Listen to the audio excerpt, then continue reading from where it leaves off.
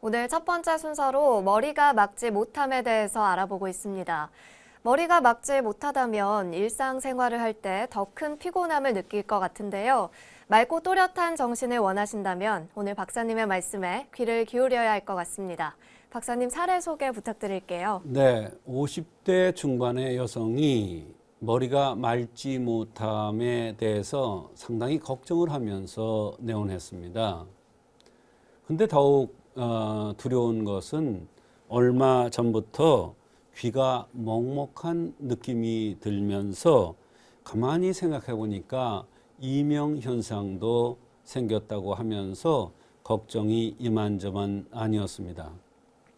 특히 중요한 것은 이분이 이것 때문에 여러 가지 검사를 했는데 원인을 알 수가 없고, 더욱 요즘은 잠자는 것도 잠을 잘 수가 없어서 더욱 걱정이라고 그러면서 내원을 했습니다. 네, 이 환자분 생김새는 어땠나요? 네, 여성은 두상이 작은 것이 원칙입니다. 남성은 두상이 크죠. 그런데 이 여성은 여성치고는 두상이 크게 생겼습니다. 머리가 크다는 것은 그만큼 뇌수가 부족되기 쉽다는 그런 얘기가 되겠습니다.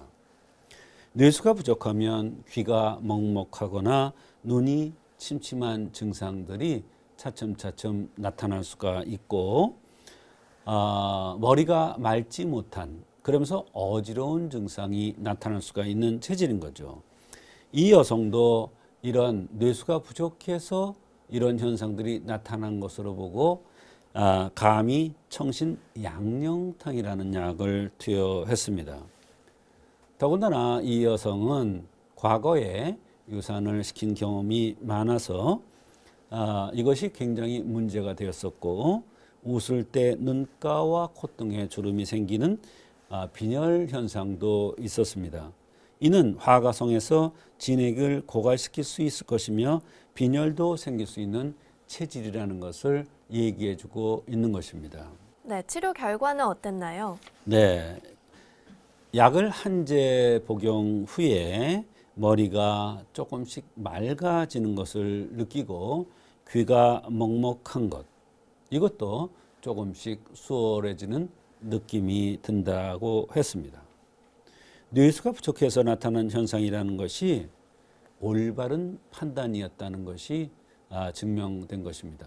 즉, 두상이 커서 뇌수가 많이 필요해서 뇌수가 부족해서 나타난 현상이었던 것이죠. 그래서 다시 감히 창신 양령탕이라는 약을 또 투여를 했던 것입니다. 네, 그 다음에는 어떻게 치료를 해주셨습니까? 네, 배가 시리고 소화가 많이 좋지 않아 먹는 게 조심스럽고 트름도 많이 난다고 했습니다.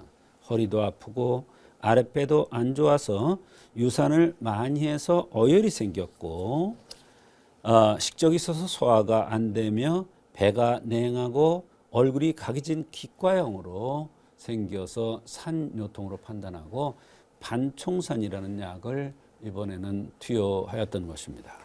네, 한약을 투여한 결과도 궁금합니다. 네, 우선적으로 이 반총산을 투여한 후에 뱃속이 편안해졌고, 머리가 맑은 것도 많이 좋아졌다고 했습니다.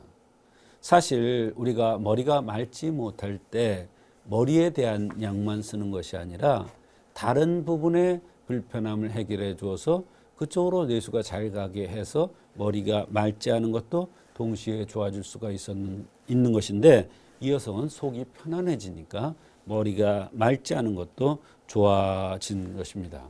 트름도 많이 났는데 이것도 없어졌고, 불안하고 우울해서 잠도 잘 못 잤었는데 이런 것도 좋아졌고, 여러 가지 면에서 많이 좋아졌습니다. 특히 아랫배 불편한 것도 없어졌으며 방광염 증상으로 아랫배가 뻐근하고 안 좋은 것도 많이 좋아졌다고 했습니다. 머리가 맑아졌고 소화도 좋아졌으며 허리 아랫배 불편함과 방광염 이런 증상들이 좋아졌으며 우울함과 불안감, 잠도 잘 못 자는 증상들이 다 좋아졌는데 말하자면 2번에 걸친 산증에 의한 배가 찬 것을 치료해주는 것과 뇌수 부족함을 채워주는 가미 청신양념탕을 투여함으로써 인체가 정상적으로 운행돼서 모든 증상들이 좋아진 것으로 판단을 할 수가 있습니다.